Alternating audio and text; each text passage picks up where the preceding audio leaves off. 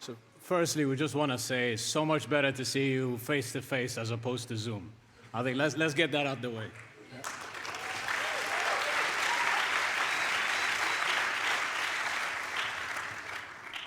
Over the past few days leading up to this magnificent ceremony, we have had wonderful opportunities to be reunited since 18 months ago. I notice your faces ignite with feelings of pure joy, happiness, and ecstasy.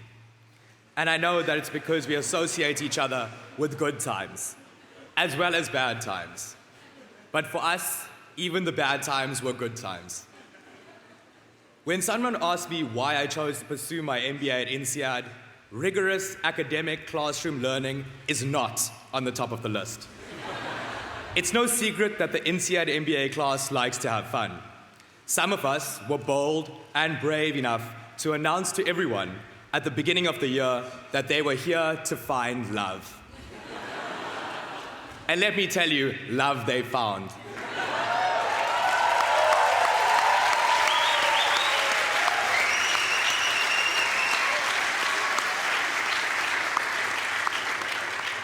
They're certainly not the only ones.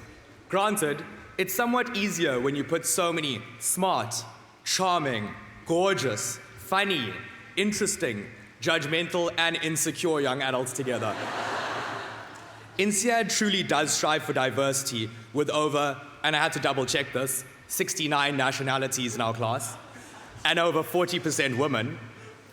Diversity provides us with growth to the human perspective, particularly diversity of thought, which is so valuable in the context of our class.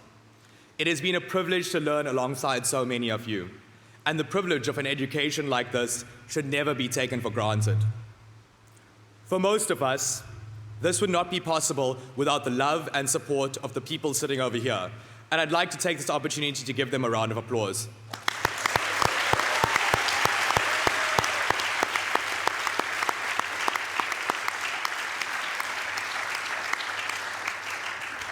Let us also not forget those who cannot be with us today.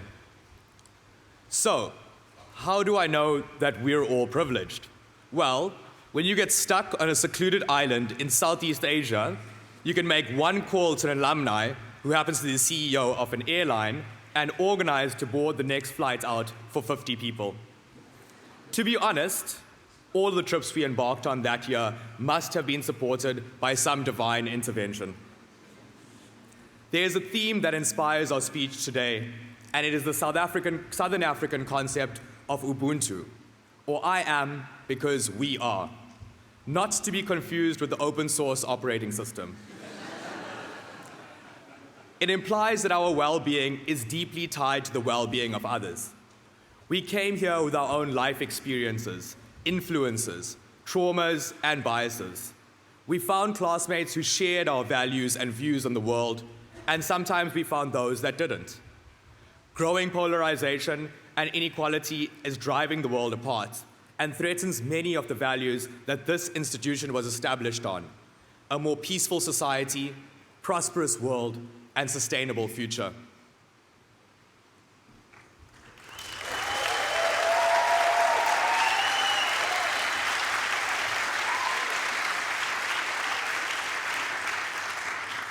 So, what have we been up to since we all left INSEAD, folks? Tons of PowerPoint presentations, no doubt. And are we still enjoying them? I take that as a resounding yes. So, a lot has happened since we last met, hasn't it? COVID has finally just become a flu, thank goodness. Even the most hypochondriac of nations have opened up their borders. With 3 vaccine shots and having had all the variants on Earth, Alpha, Beta, Delta, and Omicron, for the lucky few who haven't had it yet, worry not, because we've sampled them all for you. We've witnessed a few marriages, some even between classmates. We've seen our friends travel thousands of kilometers to be present at each other's special days. A few babies have joined the INSEAD family too. Future MBAs, no doubt. There's been new jobs, promotions, birthdays, events from the mundane to the memorable, that despite the distances, despite the restrictions, and despite our workload, we've managed to savor together. I am because we are. Let's continue celebrating life with each other. But it hasn't been all a bed of roses for all of us, I imagine. There's been ups and downs. And I'll tell you my story over the last year because it differs from what we see on social media. So I've gotten married and had a little girl.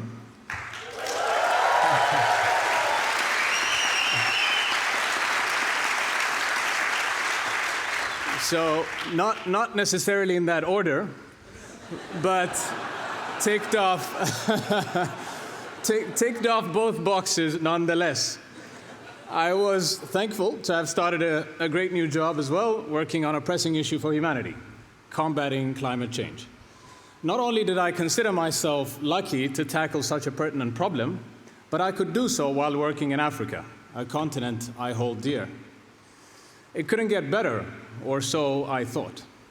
But 3 weeks into starting my new job, on July 22nd, 2021, and in the midst of the Delta wave, our daughter Amelia was born. At 30 weeks, a full 2 months earlier than expected. She weighed less than a kilogram, 980 grams to be exact, and she could more or less fit in the palm of my hands. Cruelest of them all was that she was born while I was 8,000 kilometers away on a work trip. She stayed in an incubator for 2 months. 60 days of daily hospital visits followed, 60 days of patience. I thank my wife, Lorato, for being unbelievably strong during that time, and little Amelia for fighting so hard to become the happy little kid she is today.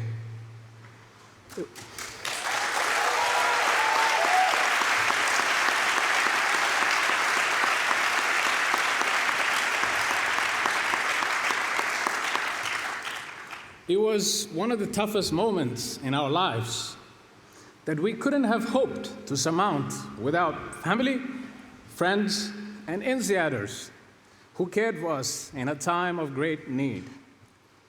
I am because we are. Let's continue looking out for each other.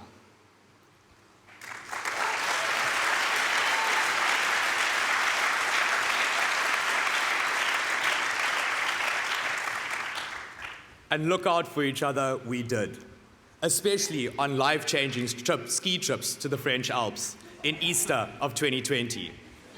Not without warnings from the faculty. To be fair, even our statistics professor told us in P1 that COVID was in fact not something to be particularly worried about. I suppose everyone makes mistakes. I'm sure it's not as bad as finding out that your favorite finance professor has alternative views on ESG and enjoys trolling people on LinkedIn. Together, we faced the full wrath of lockdowns, which became a reflective period for many. Most of you probably know me as a confident, loud, and depending on who you ask, either annoyingly or enthusiastically energetic person. But to share something more personal with you, I have my own struggles with self-love. We all have our demons, but we also have each other. The pandemic brought to us a sense of experiencing shared trauma with strangers that will forever underpin and uniquely bind our class. I am because we are. And just when we thought things couldn't get worse during lockdowns, we were stuck at home, often alone, with little but the solace of Netflix. And somehow, the most popular shows that year were things called Emily in Paris and The Tiger King. At least one of them had exotic style. However, because of the lockdowns, we were blessed with some new audio communication tools that temporarily thrived. And no, I'm not talking about Clubhouse. I'm talking about our very own underground radio station, aptly named Fever 101.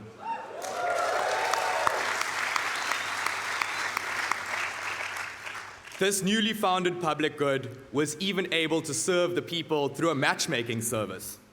But I imagine for the vast majority, more old-school methods were preferred, like Tinder or Bumble. or many of the parties we never had. They say that dating in a pandemic is a lot like being in a Jane Austen novel. It's a long, drawn-out affair composed of public meetings. The main characters lead quiet, domestic lives. The whole town feels invested in your behaviors. And I don't need to emphasize the last point for those of you that know Fonty. But our class had its own twist to this. Franprix became Freddy's, where you might have spotted your crush from across the aisle and found yourself locked in some serious eye flirting. Or both reaching for that last roll of toilet paper together, criminally breaking social distancing protocol and suddenly excited by the unfamiliar feeling of human touch. Now, it's not all love and romance amongst the MBA classes graduating today. Sometimes the claws were out. If you are not aware, there were some dramatic encounters that took place between the great dance fraternities of our time, Danciad and Sassiad. Now, I used to think that my biggest regret from our year at INSEAD was getting accepted into advanced group dynamics and then subsequently having the course cancelled. Tragic, I know. However, I now know that my biggest regret is not organizing a step-up style dance-off for these raw, talented crews. Before I hand back over to Brew, I'd like to leave you with some powerful words from someone much wiser than myself. And I'm also offering 1 million Luna tokens to anyone who can guess the author of these iconic words. I've learned that people will forget how many perfect slides you made, how many complex financial models you managed to balance, how many products you sold, or how many new markets you entered. But people will never forget how you made them feel.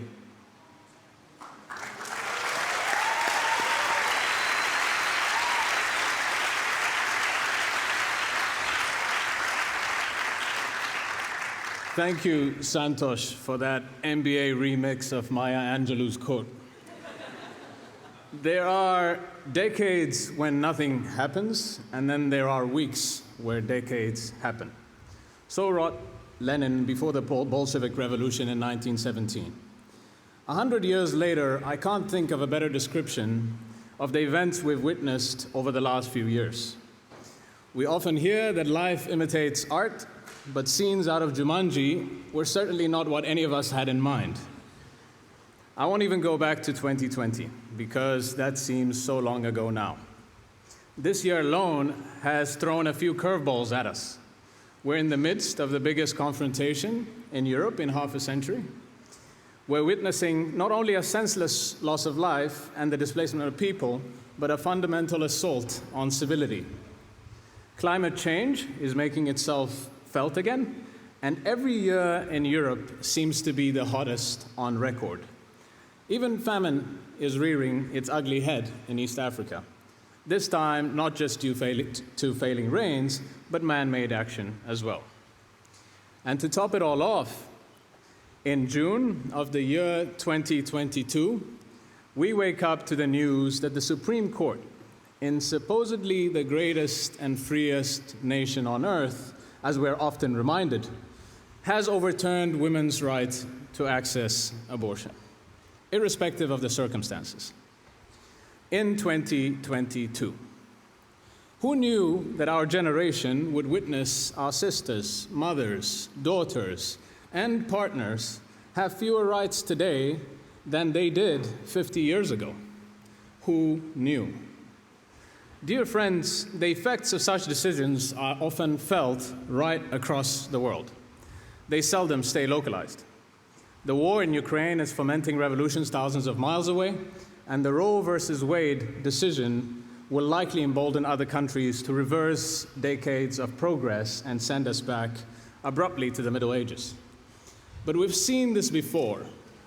We've seen this before, right here at INSEAD, where Gian Piero Petriglieri referred us to anti-social leadership, where, as he put it, in the name of authenticity and disruption, leaders perpetrate cultural assassination. They corrode norms of decency, trust, and cooperation in ways that are hard to repair, even after they are gone.